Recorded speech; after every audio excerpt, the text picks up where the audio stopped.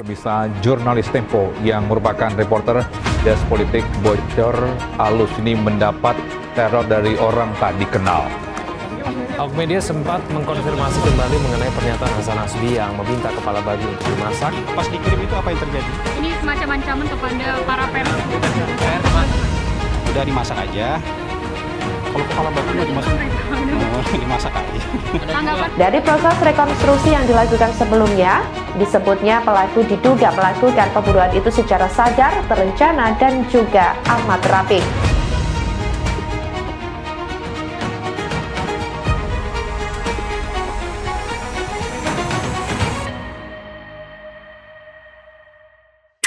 Meskipun kebebasan pers itu telah diakui secara luas, bahkan telah tertuang di dalam Konstitusi Negara Indonesia, kenyataannya hingga saat ini masih banyak sekali jurnalis yang mendapatkan ancaman maupun kekerasan.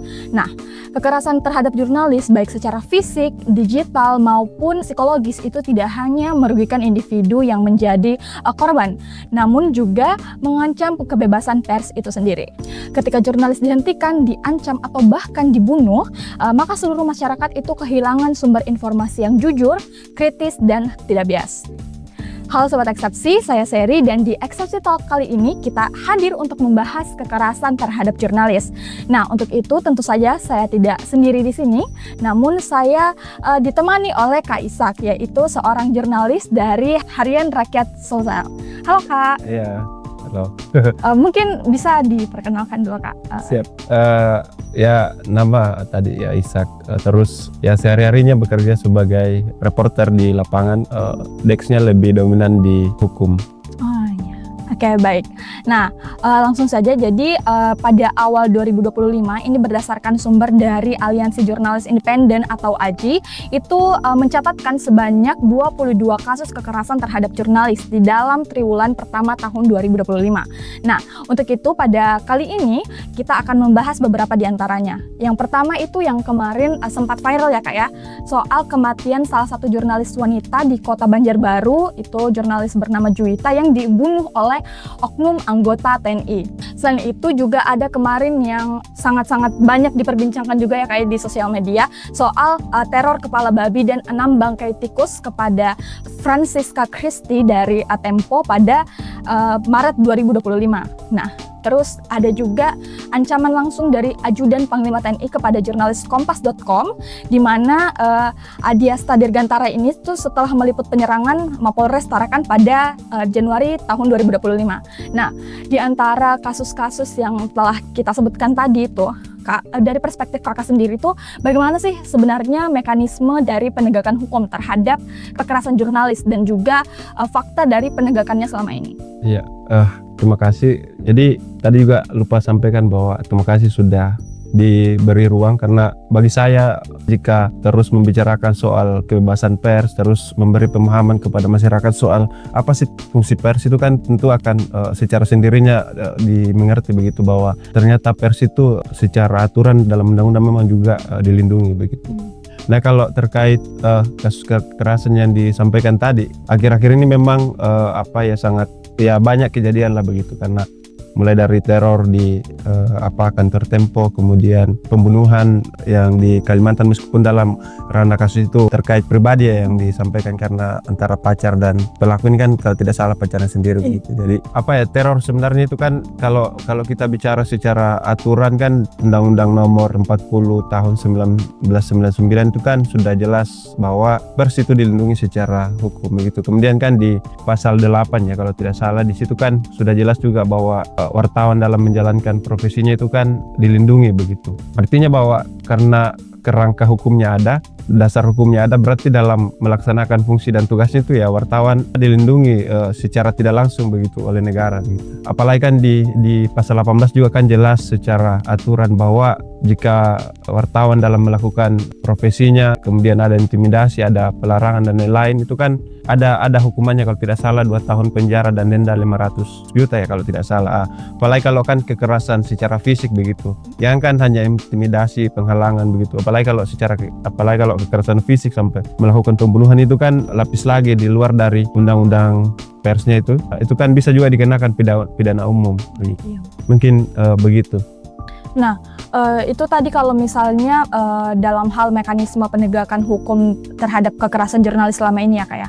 Nah, namun kan maksudnya kalau misalnya di hukum itu ada dasolen dan dasen ya. Dan biasanya dasolen sama dasen itu kan tidak selalu sejalan. Nah, kalau dari menurut Kakak sendiri, bagaimana Kakak melihat fakta penegakannya selama ini kalau di Indonesia? Siap.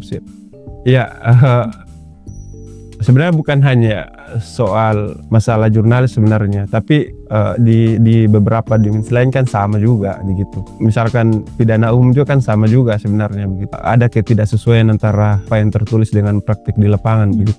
Sebenarnya kalau khusus untuk jurnalis ya memang harus diakui bahwa kesadaran dari semua pihak bahwa ini juga mungkin yang tidak dipahami oleh alat negara ini, pejabat, terus ya strukturnya ke bawah lah begitu, termasuk Polri dan TNI begitu. Harusnya kan mereka memahami bahwa jurnalis itu bergerak berdasarkan perwakilan publik begitu. Jurnalis itu kan bekerja untuk publik gitu, untuk kepentingan masyarakat dan untuk mendapatkan informasi, dan itu juga jelas dalam Undang-Undang Nomor 40 tahun 1999 itu kan sudah jelas juga diatur di situ soal hak jurnalis itu ya menyampaikan informasi secara benar pada masyarakat begitu. Jadi itu dulu sebenarnya yang harus digarisbawahi, bahwa seandainya mungkin aparat negara dan turunannya ini paham soal itu ya tidak akan ada begitu miskomunikasi, apalagi sampai terjadi kekerasan fisik. Secara regulasi juga sebenarnya sudah jelas di luar dari undang-undang itu.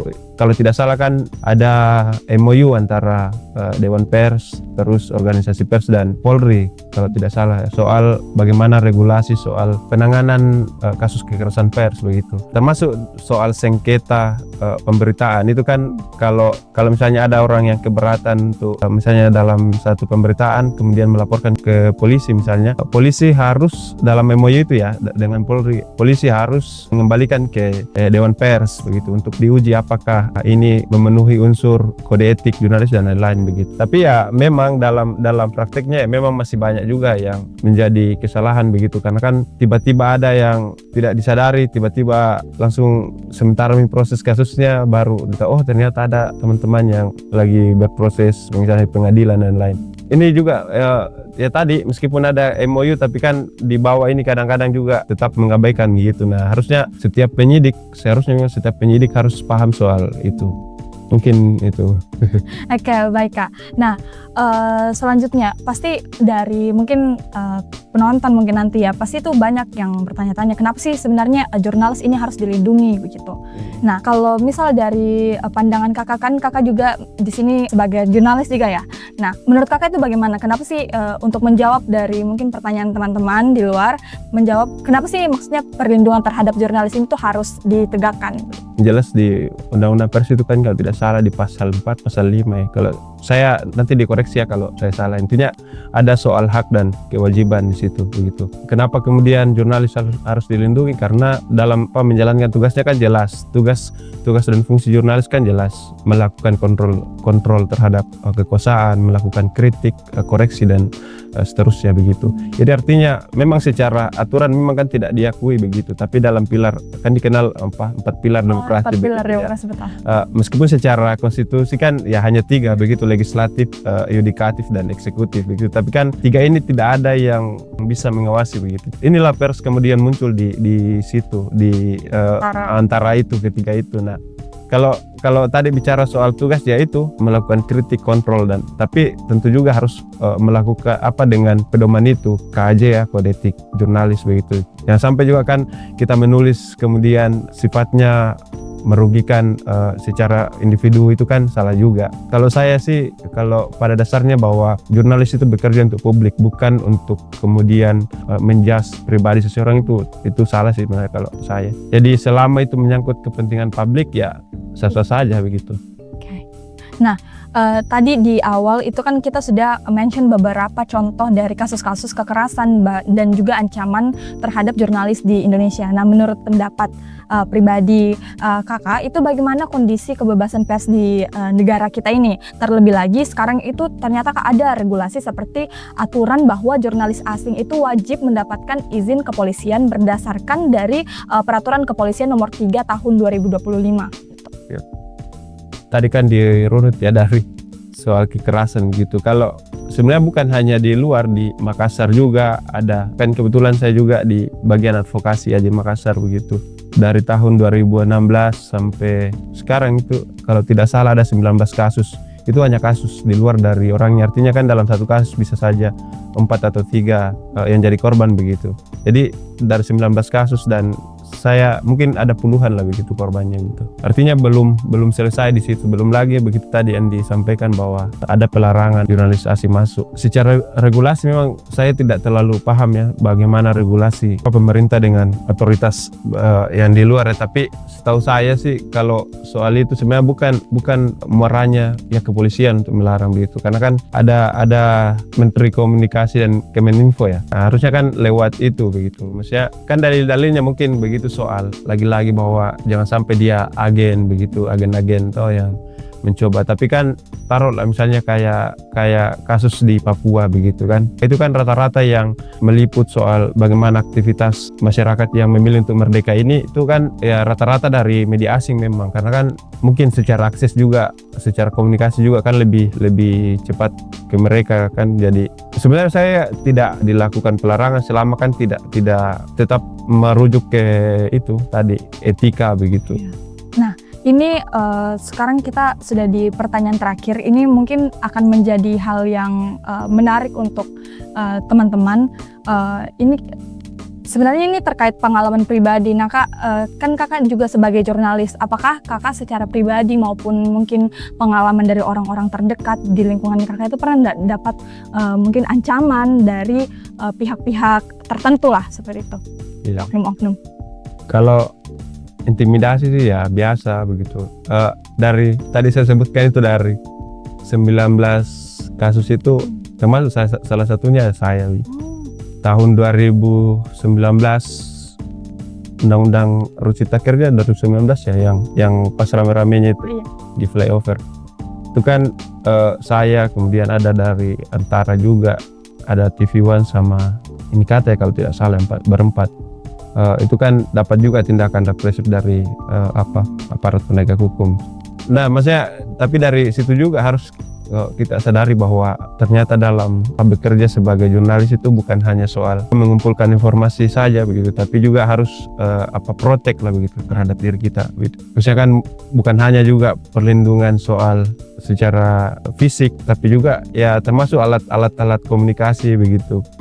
Misalnya kayak sandinya begitu diperkuat begitu. Terus sebisa mungkin lah misalnya hindari kayak terlalu ekspos misalnya keluarga dan lain-lain. Misalnya kayak saya kan ada anak ya, sebisa mungkin dibatasi lah begitu untuk diekspos di media. Jadi sebisa mungkin lah dalam melaksanakan tugas safety begitu. Karena kan kita juga tidak tahu, apalagi kalau di WA kan kita tidak tahu siapa teman, siapa apa orang yang mau jasam, kita tidak tahu. Karena kan saya punya alat komunikasi itu kan semua, mulai dari pelaku, mulai korban dan lain itu kan tertampung semua nomornya di ini, jadi ya informasinya juga. Jadi apa saja bisa terjadi sama kita lah begitu. Jadi ya sebisa mungkin untuk safety. Baik, Kak. Nah, jadi kita pertanyaan barusan itu menghantarkan kita pada penghujung dari eksepsi talk kali ini. Nah, sebelum itu mungkin ada closing statement dari Kakak sendiri. Apa ya? Ya tetap semangat, karena kan kerja jurnalis itu kan bukan hanya soal tadi saya sampaikan bahwa bukan hanya soal bagaimana kemudian mendapatkan informasi, tapi ya ada juga begitu tekanan yang besar begitu. Jadi ya misalnya sih tetap semangat begitu, dan tetap berpedoman pada kode etik begitu, karena kan itu adalah nafasnya teman-teman jurnalis begitu. Selama itu melakukan tugas secara profesional, tetap berpedoman pada kode etik, dan selama itu juga teman-teman akan dilindungi oleh hukum begitu. Bukan hanya DPR dan advokat yang diberi imunitas begitu, tapi jurnalis juga dalam menjalankan tugasnya itu diberi hak imunitas, tidak bisa dihalangi, tidak bisa diintimidasi, apalagi kekerasan fisik dan lain-lain gitu. Mungkin itu sih kalau saya. Oke. Baik, Kak, terima kasih. Jadi Oke teman-teman, mungkin pada eksepsi talk kita kali ini, tadi terima kasih ya untuk Kak Ishak atas pengetahuan baru yang sangat-sangat insightful untuk bagi saya sendiri dan juga bagi teman-teman yang nantinya akan menonton podcast eksepsi talk kita pada kali ini. Jadi walaupun memang kita sekarang menjadi jurnalis itu kita ada hukum, ada aturan yang melindungi kita, namun pada kenyataannya penegakannya itu belum maksimal gitu, belum optimal. Bahkan ini contoh terdekat lah dari kita, dari narasumber kita sendiri sekarang itu masih mendapatkan ancaman-ancaman gitu dari oknum-oknum. Nah, makanya kita itu harus sangat protektif terhadap diri kita dan bahkan kita juga harus protect keluarga kita gitu, orang-orang terdekat kita. Mungkin itu saja. Nah, sampai jumpa di seri eksepsi talk selanjutnya. Saya Seri, eksepsi bagi demokrasi untuk keadilan. Sampai jumpa.